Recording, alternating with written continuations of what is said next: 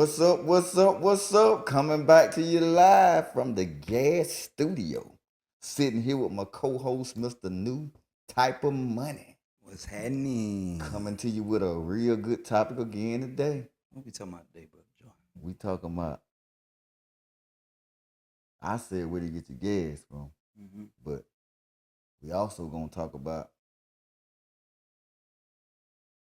we just gonna fit it all in together. Like basically, what what makes you think or what gives you the unction to go after what you go after? What God is your source? Mm. That's good.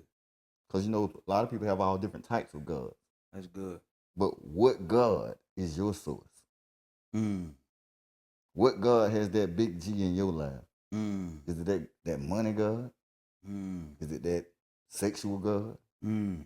Is it that notoriety God, that God that wants that fame, that popularity, is it that selfish God? Right.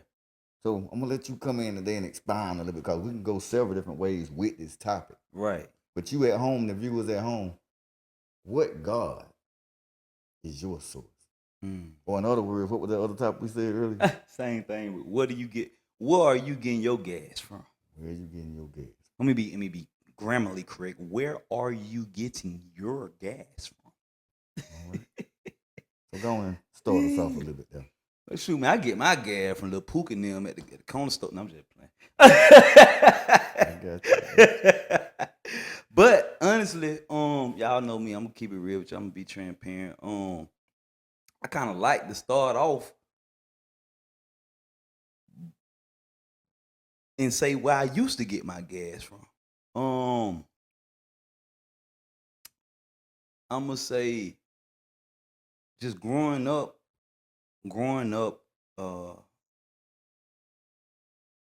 I grew up in a two parents household, but at the same time, growing up and being influenced by culture and by rappers and celebrities and what we deem to be superstars, a lot of times unknowingly and subconsciously, um, growing up as a teenager, I was being influenced to get my gas from a different place and didn't even know Mm-hmm. it. That's it. I think back and I brought this up to a young lady just yesterday. I told her I have never heard a rap song that told me to keep my dick in my pants. Ever. Never heard a rapper say it. I've never heard a pastor really encourage young men to stay abstinent. Hold yourself to sex. So there's a lot. I'm saying that to make a point. I'm saying that to say I had to learn and find out where to get my gas from by listening to people that was saying where they was getting their gas from and kind of insinuating and influencing me and telling me I should get my gas from the same place they were getting it from. So I had to go through all these different avenues and looking and experimenting with all these exterior things as drugs, alcohol, women, um, just trying to chase the American dream, trying to be successful. So I'm trying to get the money, get as much money as I can get, stump on as many people as I can to get to the top. And in my head at the time, the biggest thing that fueled me was the money. Yeah. That was one of my biggest fuelers, or that fueled me up. And we know you can get your gas from just gas in general. You can get gas from a lot of different places. You know what I mean? Mm-hmm. Citgo, BP. You can go on and on and on. These places where you get your gas from in the physical, but I had to learn in this game called life and this journey. At some point, you're gonna have to go within and get your gas. Yes, sir. Cause as long as you're trying to get your gas and be fueled by these external things, like Kendrick Lamar say, it's not enough. But it's not enough. It's never gonna be enough. Never. It's gonna run out It's gonna run out quick. Now I can see how there's certain things like now, what fuels me, just me having a daughter and kids to take care of, and that I know is in need of my support, and that's my obligation. They're my fuel, in a sense, but at the same time, if I'm not being fueled and filled up and recharged by that God and that power source within me, I'm not even going to be effectively and efficiently who I need to be for them or nobody else. I guess. And hitting that fuel, I'm finna another thing came into mind. Gas is God's source. Mm-hmm. What just hit me is fuel, for your everyday living. See, we got to have God as source for our fuel. See, that's two different things. The acronym, the fuel. The fuel is for your everyday. Not your. Your. Yeah. They're gonna try to you figure are. out. Yeah. For your everyday living. Man, y'all, hey, man. Yeah, I like that. I like that acronym. And that's what we got to learn to realize, regardless of what we use for our everyday living, it has to be centered around our main goal, which is God as source. Right. I mean, God told us he'll give us the desires of our heart. But we still got to keep him as our source in order to get that thing. Right. And to get it and obtain it and keep it. Right. Because like I said, if we go get our gas from the station down the street, it's going to get us to our next destination, depending on how far it is. Mm-hmm. But eventually it's going to run out. Yeah. But now, this gas here has been here since eternity. And it's going to be here to the end, which is going to be forever. Right. So we know that this gas is not like a hybrid. Right. It's not like a solar powered car. Yeah. It's not like an electric car. Right. Because here or there, you're going to have to refuel it, you're going to have to charge it, you're going to have to do something to replenish the power. Right. But as long as God is our source, mm-hmm. the power is never ending. We're going to be able to keep running and running and running. No matter what obstacles coming our way, if we keep him first, it may slow us down. We may come to a bump in the road, but we won't stop. So you mean tell me, no matter how much money I got, how successful I am, if I'm not if I don't go to God for my gas, I'm gonna run out of fuel. Gonna run out of fuel. Meaning you may not run out of money. Meaning you may not run out of women. Meaning you may not run out of food or clothes. Ooh.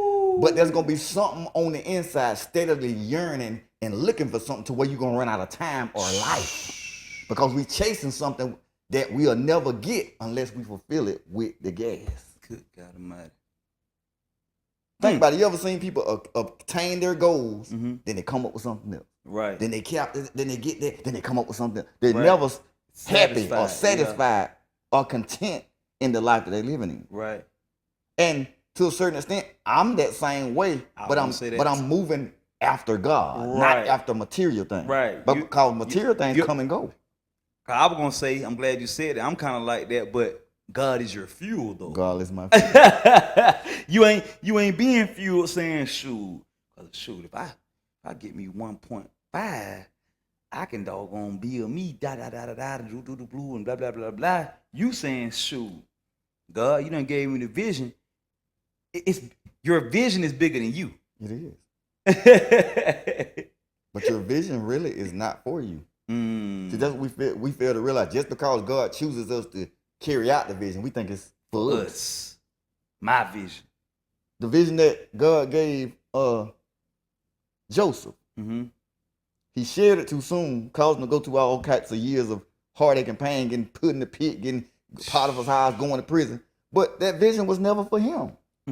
He went from the what they say from the pit to the palace. only to preserve the nation of Israel. Yeah. But he And to didn't look out for the same family members and brothers that threw him in the pit. yeah, and to look out for them.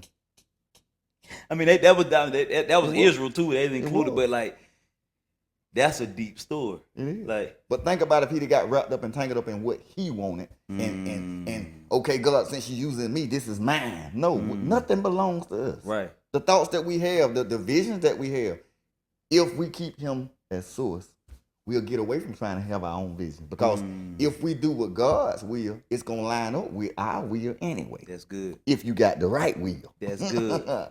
If your will ain't to obtain all the money you can, it'll line up with God's will. If your will ain't to smash as many women as you want to or can, then your will align with God's will. If your will is not to be for myself, it's gonna always line up with what God wants for us.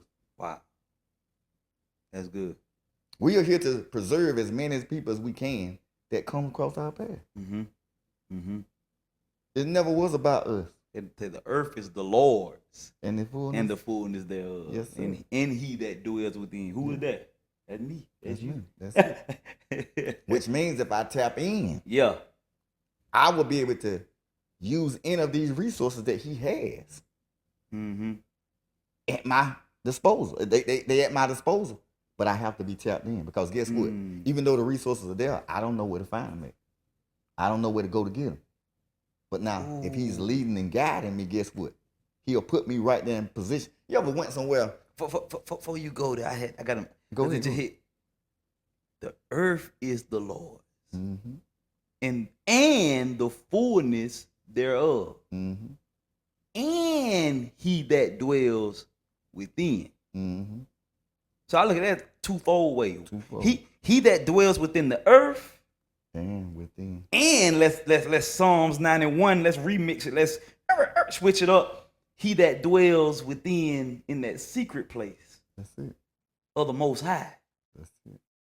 Yeah, go on here, Brother John. That was good to me. But see what we got, when we can learn how to tap into the spiritual realm as well as this earthly realm, then it'll begin to come together. And we'll begin to get some more of a understanding of what God is actually trying to do. Right. We got to get out of what it physically looks like and look at the end goal. Yeah. That's just like a farmer. If a farmer sat there and planted a seed and just looked at that where he was at right now, he may never obtain a crop. Right. But the farmer has to plant this seed knowing, not believing, knowing that the seed is going to reap a harvest. If I nourish it right. Like I get that. If you follow the principles of the ground. The principle of the ground is if you put something in it, it's going to bring you forth a harvest. If we tend to it and steward it right. Anything we do, that's just like on your job. If you go to your job and you tend to it right and you go to work like you're supposed to, you go on time like you're supposed to, you ain't got no choice but to elevate. Facts. Even when you don't feel like it, I'm going to give 110%. Right. Even when I feel like I've been treated wrong or talked to the wrong way, I'm still going to give it 100%. These folks ain't going to have eventually, you're going to wear them down. Right. And they're going to say, no matter what I do, this man going to stay the same. I got to elevate him. We need this type of a person in our company. Right. That you can't break. You ever heard them say, if I can't beat them, join them? They be trying to join. And that's what we fail to realize. God is on our side. God is inside. But we got to learn how to manifest in order to get in there and communicate with him and then make him manifest his way on the outside of us. That's how he's omnipresent. That's how he's able to be everywhere at any time, whenever. You know what I'm saying? So somebody may ask, Brother John, like, how you do that, though? What do you mean? How do I talk to God? The way you talking, or the way I'm talking to you? I just had to say that because some people think that it has to be all eloquent and or a ritual, get on your knees. Yeah, so like people, But not only that, you got to understand who God is first. Right. And in order for me to talk to somebody on a deep level, I got to know them. I got to be intimate with them as well as them being intimate with me. And intimate doesn't mean sex. It means I got to spend time. Closeness. Yeah. Close. So I guess it's safe to say that a lot of people. There you go. But it's safe to say that. Is it safe to say that a lot of people, like, instead of actually have a personal relationship with God, they're more so trying to tell you what you need to do based off somebody just telling them about God? Oh, yeah. Based on actually experiencing God and knowing who God is. For me, because that's the thing. Just like your son, nephew. You know him. Mm-hmm. I know him too. Mm-hmm. But I don't know him the way you know him. Mm-hmm. But you won't know him the way I know him. You're right. Is that to say you know him better than me? Well, you his daddy, so I'm pretty sure you probably do. Well, it depends. But then again, there may be a side to him that he may never show you because you are daddy. Mm-hmm. And a side he feel. So that's, you feel, you see the point I'm making? It's like, I think people feel like not only, I believe Christians be like, not only do you need to get the gas from where I'm getting it from, you need to get it how I'm getting it. That's it. But see, this is the thing. We love to use scriptural things when it comes to obtaining material things. But what happened to the part where he said, ask and you shall receive? Well, God, I want to know you better. Why can't we say that? Why we always got to say, well, God, I need a car. God, I need a house. God, I need. Why can't I just say, God, I want to know you better? Maybe, I'm gonna say maybe we're not saying that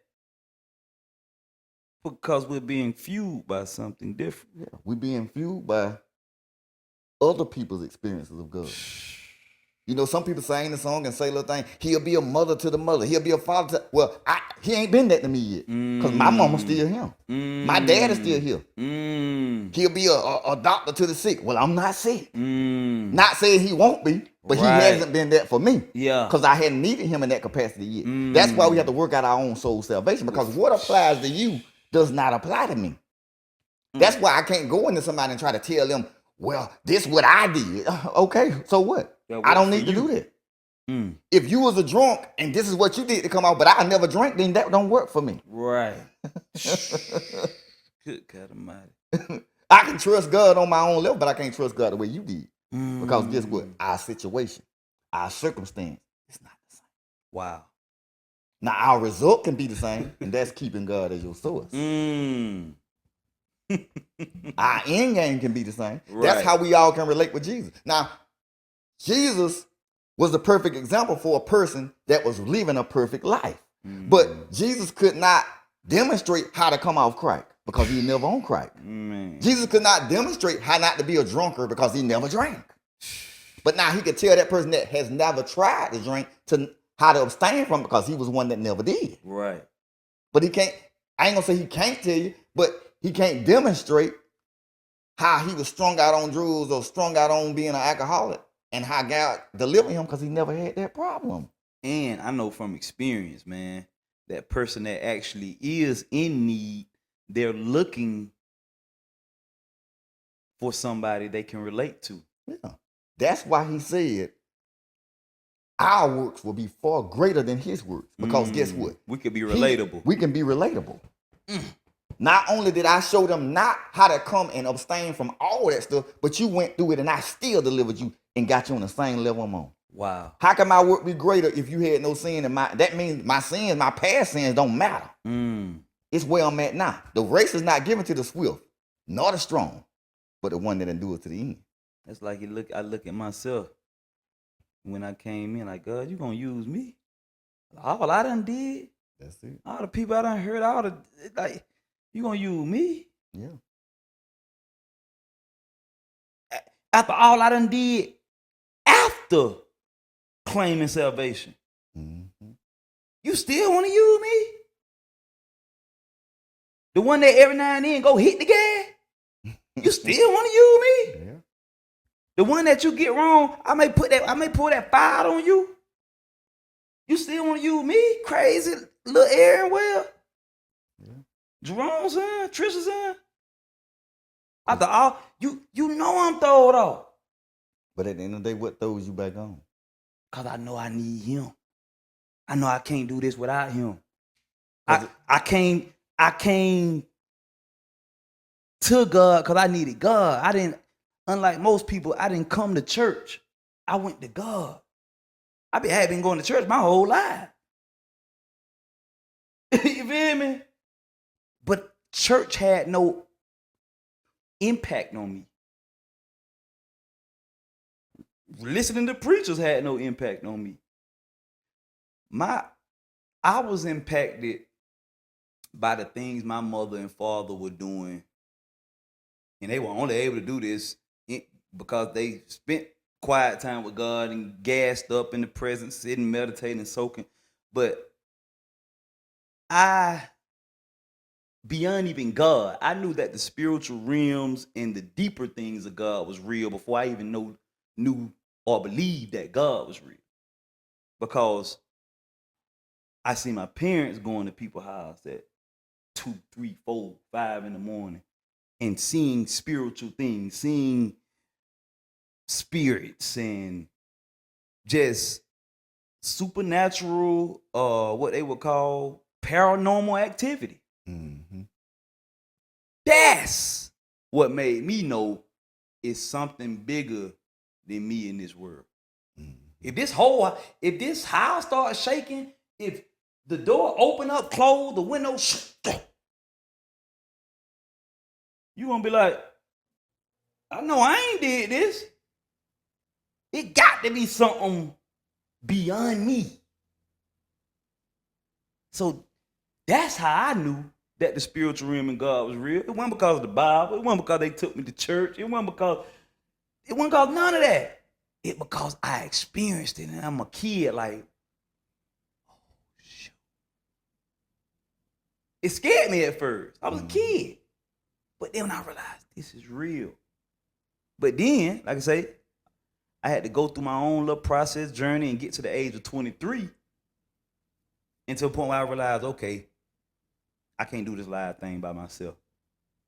And again, I said, God, if you're real, you're going to have to show me beyond the relationship that my mama and daddy got with you or any other pastor, preacher, Christian that I ever seen.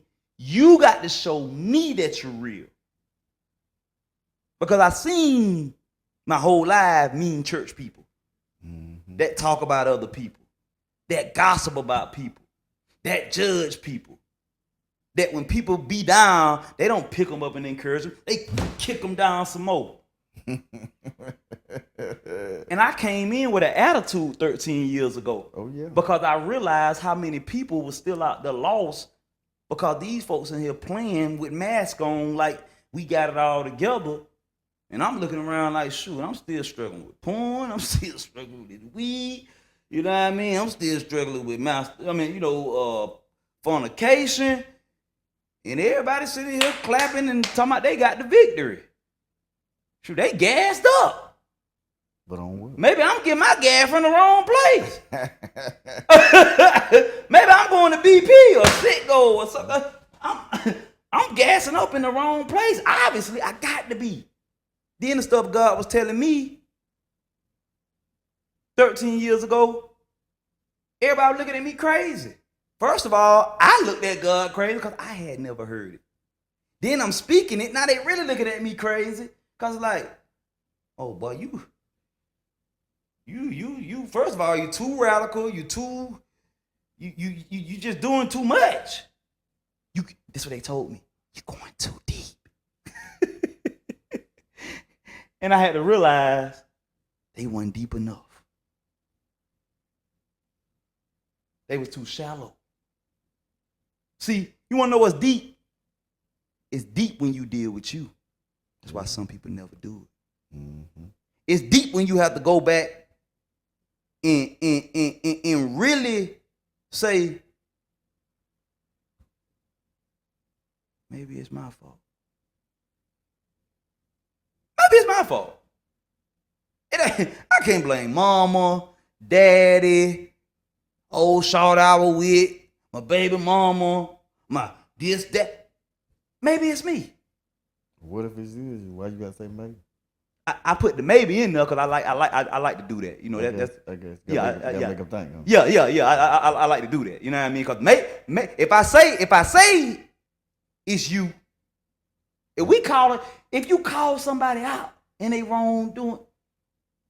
No, I'm saying when it comes to me, I don't say maybe it was me. It is me. Oh, see, no. When it comes to me now, It is me. I definitely say it's me. And the reason being, if you acted a certain way in front of me or around me, and I tolerate it, then it ain't maybe it's me. It is me. See, I did that. I do the maybe. I got you. You know what I mean? But with me, always is me. Man. See, that's what God want to deal with, somebody that can be truthful and transparent. Stop trying to pass the book and say, well, if this one hadn't done that, I wouldn't have did that. If my mama would have did this, I'd have had a better life. My dad would have taught me this. Then now I know. Well, okay. Now you done been here longer now, between the ages of 1 and 18. Now you 40 something. You still got that same excuse. When are you going to take responsibility for yourself? Brother John, once I started taking responsibility at the age of 23 years old, that's when I realized that all this stuff that people was blaming the devil for, the devil ain't doing it. I had to realize that I am fully responsible. I am in full, and I'm going to say it, full control. Yeah. I'm not in charge. But you're in control. But I'm in full control of what I do next. May not be in control of what I think next, but I'm definitely in control on what I act on and what I respond to. And see, that's another thing we hear people messed up about.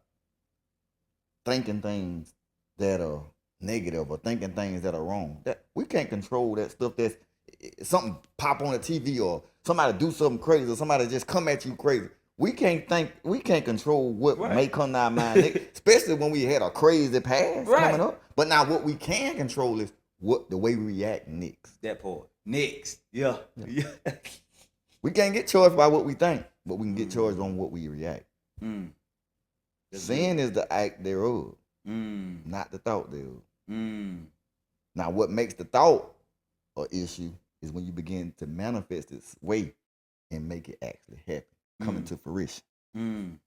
But me think if anybody ever came to me and said, well, once I got saved, I never had a bad thought. You was a straight liar. Man, listen, man. That's why I say, man, people look at me crack because like they say, man, you too real. You too transparent. You too edgy. You too radical. You too, man, look, man. This is what it is, man. I told God from the beginning, if I can't be real, like, if you expect me to come over here and try to fit in and please people, I didn't do that out there. So I'm not finna come in here and try to, like, I ain't never fitted in. Yeah. So like, I told God, man, if I can't be me, I'm not doing this for you. Yeah. Now this is what God showed me after I told him that. He showed me. Y'all know a little edgy. You don't even know who the hell you are. Yeah, y'all gonna talk about me. I'm going to hell. Yeah, I'm condemning hell. You don't even know who you are, Aaron. You are who you created. You are who other people done said you were. You are a subtotal of your past, your trauma, the stuff you ain't gave to me. The stuff you ain't gassed up and brought it to me and left at my foot. So this you that you bringing, this you that you finally chose to rededicate to me at 23. Okay, now I gotta doggone help you or give you the strength to be transformed by the renewing of your mind, because now I'm gonna have to show you who you were, E-Money, Now we over here in 2 Corinthians 2:17. Therefore, if any man be in Christ, he's a new creature. Old things have passed away, behold, all things become new. Mm-hmm. So for me to be new, I had to say, you know what? I don't even know who I am. God, show me who I am. Show me my identity. Give me my identification card. Give me my language, my spiritual language. What help the people by letting them know that, like, how do we become new? If it's when I give my life to him and I go look in the mirror, I still got the same pimples I had before I gave my life to him. I still got the same scar. So how am I new? I'm going to say you new because even coming to God, the thought is the thought in the heart, because the heart and the mind is directly connected. Mm-hmm. Well, it's scientifically proven. Mm-hmm. It's in a pure place, and with me just simply asking,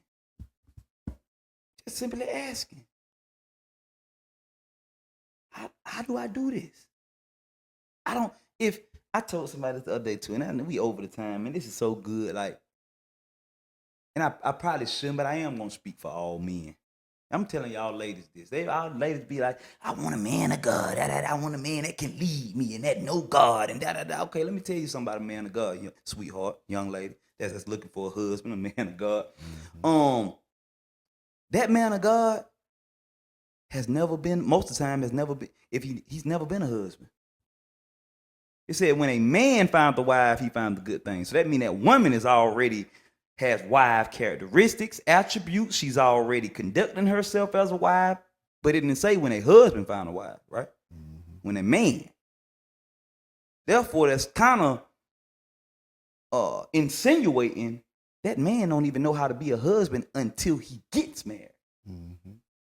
So now, when I connect with a woman, now I gotta as a man, I got an even tougher task on me because now I got to go to God before I think I can lead her. Because if I'm thinking my plan, I got a plan, and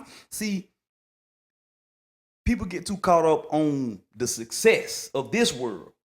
Oh, he got money, he got this, he got that. Can he cover you? Can he pray for you? And like I say, I missed the whole point. My point of saying is, a man of God, you got to think about somebody like, what's my boy, father of many nations, Abraham. I really think about this story. It's like me telling my wife, hey, baby, check this out, baby. I don't met God. Baby, I don't met God. God telling me. She like, oh, for real? Tell me more about this God guy. Oh, baby, God, I'm telling you. But man, it blew my mind, baby. He telling me he gonna do this for me. He gonna take me here. He gonna take me there. We about to see this. We about to travel the world. I'm about to be the father of many nations. Da da da da da. He telling her this, and it's a woman. This is an emotional creature. Now she excited. She in her feelings. God didn't tell him, neither did he know what he was going to have to go through to get there. Mm-hmm. He didn't know he was going to have to stay at the feet of God and stay seeking God to lead her. You feel me? So I say what women don't understand, that man of God don't really know what he doing. He never been a man of God. I don't care if he been a man of God for 20 years. We don't know. I'm telling you, it ain't even a secret. The secret is out. We don't know what we doing as men. And if you think your man knows what he's doing and he doesn't have a relationship with God, you fooling yourself even the more. Because as a man of God, we have to continue to seek God for our life and our significant other and kids and all this. Especially when they changing all the time. They constantly change. They constantly need stuff. And as a man or as a person, we use, oh, you just got to do what you got to do. You just got to do what you got to do. So we scroll, I'm finna get this job. I'm finna do this. I'm finna do this. I'm finna do this. I got to do this for my family. And ain't nothing wrong with doing that. But in everything, take it to God. And that's my encouragement to men, to everybody, but especially men, because we are the leaders. Just collaborate with God. Include God more in your life. What about when that woman, she, like you said, she's looking for that man of God and the one that can lead or whatever, but what happens when he tries to lead and you won't follow? Are you willing to be drugged as a woman of God? Mm. Are you willing to pull your wife as a man of God? Yeah, that's a good question. In the case thing, I was willing to, but a lot of times in this walk, shoot, you have to just elevate and drop the baggage off and keep it moving. Yeah. But now if you decide to stay there, you can't go without. Because he said, when we come together, we come as one. So if I'm one with somebody, regardless of whether there's two entities, I can't separate. Wow. And that's what happens in a lot of marriages. We say, well, I can't get on board, so I'm going to do my own thing. That's why I don't ever prosper. That becomes a two-headed monster. Right. Right. This one body trying to operate with two separate heads. Right. Two people ain't seeing the vision together, so they division. Not saying the vision can't come to pass, but it's going to be very hard. Then once the vision do come to pass, now it's time to separate. Because guess what? You had your vision, I had my vision. Even though I act like I was with your vision, I never would. Because anything that ain't, when you have a vision, one thing that lies between a vision is the vision. Right, so, right. So either we're going to have this vision or we're going to be divided. And if he told me to come as one, there shouldn't be no division. Right.